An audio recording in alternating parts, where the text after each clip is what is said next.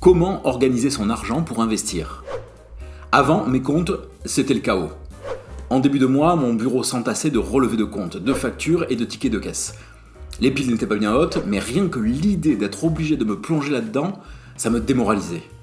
Après, c'était pas mieux. J'étais obligé de suivre au jour le jour l'avancée des dépenses fixes, loyer, électricité, eau, pour avoir une idée de ce que j'avais le droit de dépenser pour l'alimentation et le reste. Pour mettre de l'argent de côté, il fallait que j'attende la fin du mois pour savoir combien il me restait. Et s'il restait quelque chose, je faisais un virement vers un compte épargne en espérant n'avoir rien oublié dans mes dépenses au risque de me retrouver à découvert. Investir ? Comment vouliez-vous que je fasse puisque je ne pouvais rien anticiper ? Problème d'argent, me direz-vous ? Non. Ce qui me manquait, ce n'était pas de l'argent. Ce qui me manquait, c'était un système.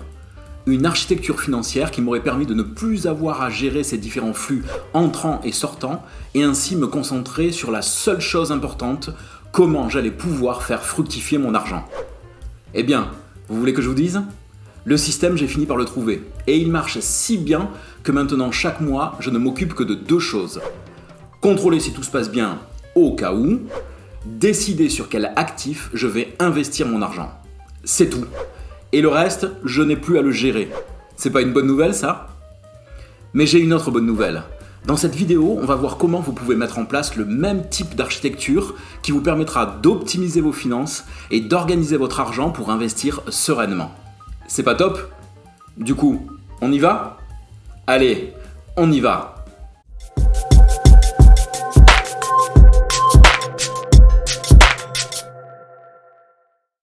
Bonjour à tous et bienvenue sur 1, 2, 3 Richesses, la chaîne qui vous apprend à investir même si vous avez peu de moyens et même si vous n'y connaissez rien. Je suis La Voix et avec mon ami Le Cube, je suis là, fidèle au poste. Fidèle au poste. Ensemble, nous vous apprenons étape par étape à gérer votre argent, le placer et l'investir intelligemment. Et comme investir ne se limite pas à acheter des actions conseillées par quelqu'un, nous vous expliquons tous les mécanismes et les concepts qui se cachent derrière les systèmes d'investissement. Et en parlant de système, imaginez que votre argent soit totalement sous contrôle et vos comptes complètement optimisés. Chaque mois, sans que vous n'ayez à intervenir, les dépenses fixes sont réglées sans aucun retard, puis une partie de votre revenu est conservée pour vos dépenses courantes. Le reste de votre argent est ensuite réparti automatiquement entre votre épargne et vos investissements. Waouh, le rêve! Mais j'imagine que si tu en parles, c'est que l'on va voir comment organiser tout ça. Tu commences à me connaître. On va d'abord aborder le principe fondamental de ce système avant de le mettre en place étape par étape. Mais tu vas voir, il n'y a rien de bien compliqué. Mais avant ça, si vous êtes nouveau ici, abonnez-vous, puis activez les notifications pour ne pas manquer un seul épisode et soutenir notre travail. Maintenant que c'est fait, enfin j'espère, voyons sans plus attendre l'architecture en question. L'investissement est une affaire d'organisation. L'objectif est, au final, de placer les bonnes sommes d'argent à l'endroit où elles vous rapporteront le plus. J'aime bien cette idée. Donc, autant avoir la meilleure architecture financière possible pour pouvoir ensuite se concentrer sur l'essentiel. La stratégie ? Exactement. Chez 1, 2, 3 Richesses, le système financier que nous développons est composé de 2 éléments. Une architecture de comptes qui se répondent les uns les autres, puis une stratégie d'épargne et d'investissement précise. Donc aujourd'hui, nous allons voir l'architecture de compte. Non mais trêve de suspense, tu nous la montres cette structure ? Allez, la voilà. Tada ! Wow, ça en jette. Ah mais on retrouve l'ensemble des comptes qui avaient été présentés dans l'épisode 17. Comme le hasard fait parfois bien les choses. Et non, cher alter ego télévisuel ou je ne sais pas quoi, pas le hasard. Le fil conducteur de la chaîne est justement de présenter des concepts ou des principes et ensuite d'en avoir une application directe. D'ailleurs, pour comprendre la structuration du modèle, on va passer par une notion très importante à notre petite mécanique. L'élément de base qui va faire fonctionner notre architecture est l'automatisation. L'automatisation ? On parle d'industrie automobile ou de système financier là ? Non, on parle bien d'un système de gestion des finances. Bon, très bien, je reprends. Notre architecture de compte est reliée par des flux d'argent. Oui, c'est ce qu'on a expliqué dans l'épisode 10 sur les actifs et les passifs. Épisode que je vous recommande d'aller voir d'ailleurs. Il fait un carton sur YouTube. D'ailleurs, un grand merci à tous ceux qui l'ont liké, partagé et commenté. Ça nous fait très plaisir et ça nous aide vraiment dans l'évolution de la chaîne. Mais revenons à nos flux. Ces derniers sont soit entrants avec les revenus, soit sortants avec les dépenses. Eh bien, notre automatisation va se baser tout simplement sur des prélèvements automatiques pour certaines dépenses et des virements automatiques pour la partie épargne et investissement. On cherche à se débarrasser de toutes les tâches liées à la gestion de son argent qui ne demandent pas de réflexion, ou plutôt qui demandent juste une réflexion en amont. Exactement. Automatiser ses finances, c'est optimiser son système pour qu'il soit plus efficace et moins chronophage. Du coup, on se concentre sur l'essentiel plutôt que passer sa vie à jouer sur des transferts de compte à compte. Mais on va voir ça élément par élément. Le point central de notre structure est le compte de dépôt, c'est-à-dire le compte courant, qui doit être pensé comme une forme de hub financier, qui reçoit et redirige une partie des flux d'argent. En d'autres termes, c'est un point de concentration des revenus avant leur répartition. C'est ça. D'abord, tu reçois tous tes revenus, quels qu'ils soient, sur ce compte.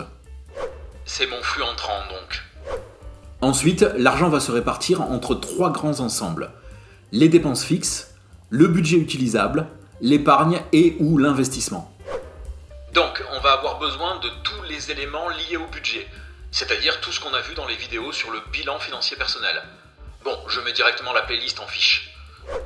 Maintenant, pour chaque type de dépense fixe où c'est possible, on met en place un prélèvement automatique du montant correspondant, avec une date de 2 à 3 jours plus lointaine que la date de réception de son revenu principal. Par exemple, si je reçois mon salaire le 3 de chaque mois, mes prélèvements sur les frais fixes ne débuteront que le 5 ou le 6. C'est pour éviter tout incident de paiement, je suppose. Tu supposes bien. Le montant du budget utilisable reste sur ton compte courant. C'est lui que je vais utiliser au jour le jour. Ensuite reste la partie épargne-investissement, ce qui nous amène naturellement au module de compte suivant. Le ou les comptes d'épargne vont jouer 2 rôles complémentaires. D'abord, celui d'amortisseur en cas de problème financier.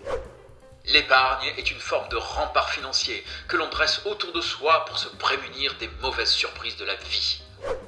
Ensuite, celui de zone de stockage de l'argent en vue des futurs investissements. Parce que l'argent qu'on a, on peut pas l'investir directement ? Tout dépend du type d'investissement que tu vas faire et d'éventuels coûts que cela engendre. Des coûts à l'investissement ? Pourquoi j'aurais des coûts à l'investissement ? Bon, sans entrer dans les détails. Tu te rappelles que dans l'épisode 21, sur le choix de ton courtier, on avait parlé des frais de transaction lorsque tu effectues une opération boursière. Ah, c'est ça les coûts d'investissement ? C'est un exemple. Donc, imagine que ton courtier te facture un coût fixe de 1 euro par transaction, quel que soit son montant. En pourcentage, ce coût va varier en fonction de la somme que tu investis. Oui, je vois ce que tu veux dire. Si la transaction me coûte 1 euro à chaque fois, dans ce cas, si j'investis 100 euros, mon coût de transaction est de 1%. Alors que si j'investis 1000 euros, ça ne représentera plus que 0,10%. Donc je maximise. Eh bien dis donc, tu comprends de plus en plus vite. Ça prouve qu'expliquer les choses progressivement, ça permet de les assimiler plus facilement. Donc, on va utiliser le compte d'épargne pour amasser l'argent économisé jusqu'à ce qu'il atteigne un montant permettant de maximiser l'éventuel coût d'investissement. Alors, bien sûr, tout dépend du type d'investissement qu'on va faire et des outils financiers qu'on va utiliser. Il y aura donc des épisodes spécifiques, bien compris. Mais quel type de compte épargne on peut utiliser ? Oh, dans ce cas-là, il n'y a pas à se casser la tête. Un simple livret A ou tout autre compte défiscalisé peut faire l'affaire. Oui, mais un livret A, ça rapporte que dalle.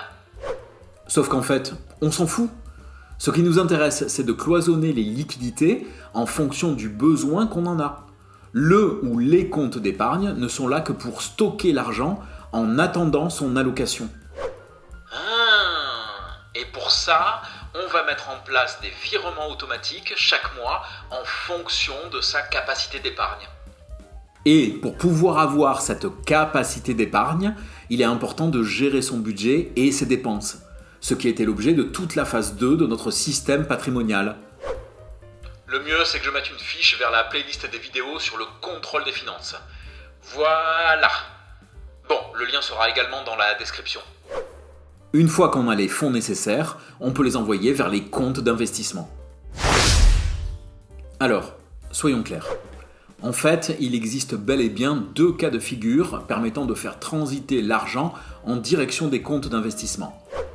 D'abord, comme on vient de l'expliquer, après une phase de stockage via un compte d'épargne.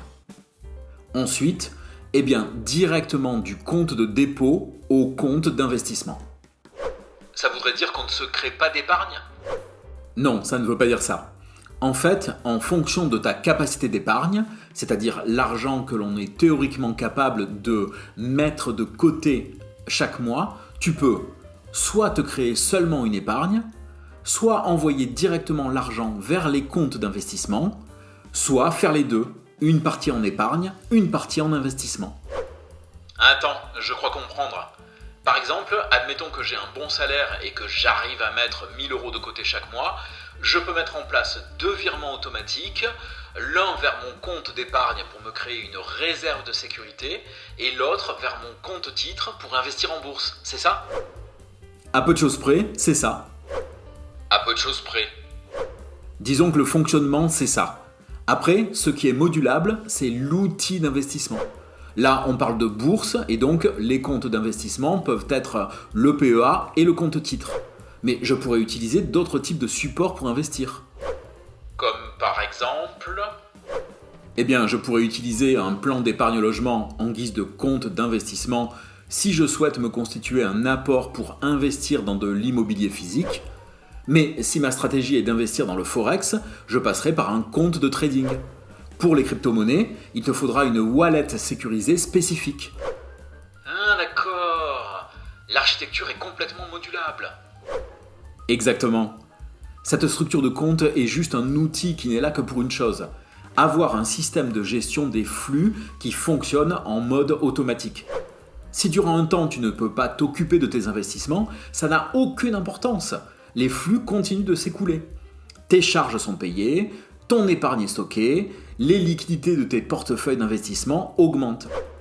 Au final, il suffit de temps en temps, par exemple une fois par mois, de vérifier le système pour s'assurer que tout fonctionne. Mais c'est tout. Ensuite, tu n'as plus qu'à te concentrer sur comment et sur quoi tu investis. À partir de tous ces éléments, il ne vous reste plus qu'à passer à l'action et commencer à mettre en place votre propre architecture. Mais si l'optimisation des comptes est faite, ça veut donc dire qu'on vient de finir la phase 3 de notre plan de création de patrimoine, celui qu'on avait développé dans les épisodes 7 et 8. Tout à fait. D'ailleurs, à ce stade, si vous avez suivi les épisodes dans leur ordre, vous devriez avoir fait votre état des lieux financiers personnels et connaître précisément votre situation en termes de revenus, dépenses et possibilités d'épargne. Vous savez faire vos comptes de façon simple et rapide et vous maîtrisez votre budget ainsi que les dépenses qui y sont liées. Vous avez une architecture de compte efficace où la plupart des mouvements d'argent ont été automatisés et se font sans intervention de votre part. Cool. Et maintenant, on s'attaque à quoi ? On va pouvoir s'attaquer à la création de nouveaux revenus. Mais ça sera l'objet de prochaines vidéos. Merci de nous avoir suivis jusqu'au bout. N'hésitez pas à nous faire part de vos remarques et de vos questions dans les commentaires. Et surtout, n'oubliez pas de vous abonner, liker et partager pour nous soutenir et nous aider à développer la chaîne. Et on se dit à bientôt dans une nouvelle vidéo. On dit ça ? Allez, on dit ça.